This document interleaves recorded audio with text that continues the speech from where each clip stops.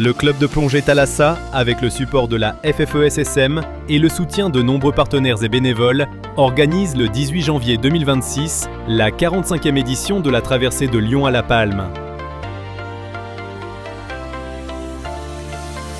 Certains diront qu'il faut être un peu givré, mais pour les participants à la traversée de Lyon à la nage, le froid fait partie de l'événement.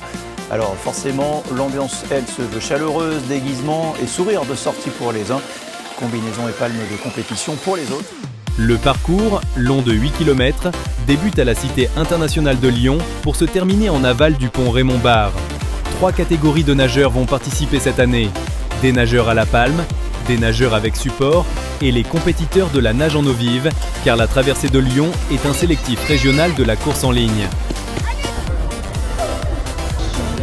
La veille, le gymnase de la Cité scolaire internationale a accueilli les participants pour les formalités d'inscription et le rappel des consignes de course.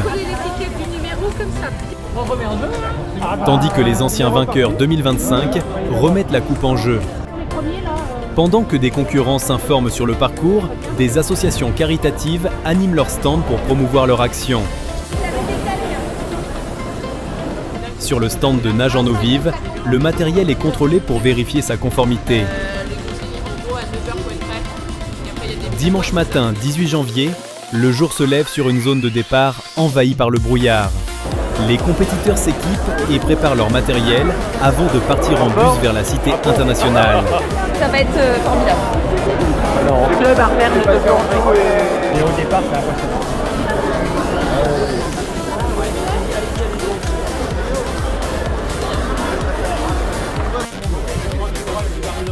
On y échange les anecdotes des années précédentes et les dernières astuces en termes de matériel. 280 courageux vont se mettre à l'eau dans une eau à 8 degrés avec un débit plutôt faible de 335 m³/s. Après une courte période d'échauffement, le départ est donné pour les nageurs à la palme.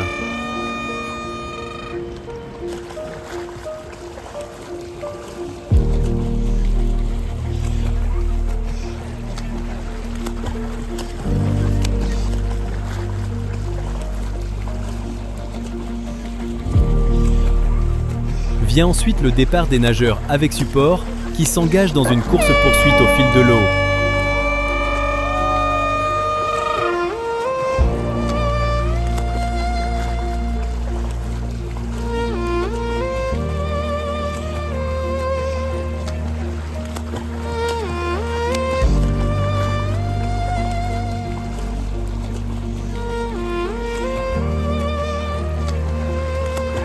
Enfin, c'est au tour des nageurs en eau vive de s'élancer dans le courant.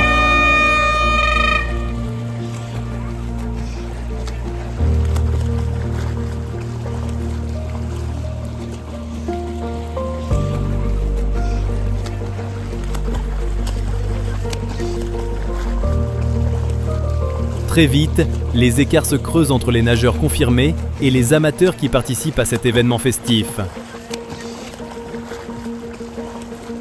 Ils profitent d'une visite de Lyon au fil de l'eau en longeant les monuments et lieux emblématiques qui bordent le Rhône.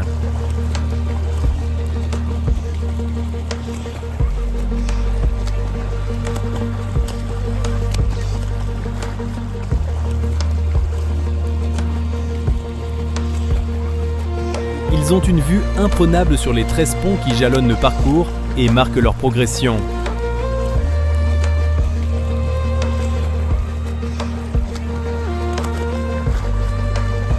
La sécurité, assurée par la SNSM, le club de canoë-kayak de Lyon-Mulatière et 7 autres bateaux de bénévoles, ne sera pas très sollicitée car il n'y aura que 2 abandons sur l'ensemble des participants. La file des participants s'étire et la fin semble interminable pour certains, car les efforts commencent à se faire sentir et le courant faiblit à proximité de l'arrivée. Déjà, les premiers ont terminé la course en un peu plus d'1 heure, alors que pour d'autres, les encouragements des spectateurs ne seront pas de trop pour les aider à finir l'épreuve.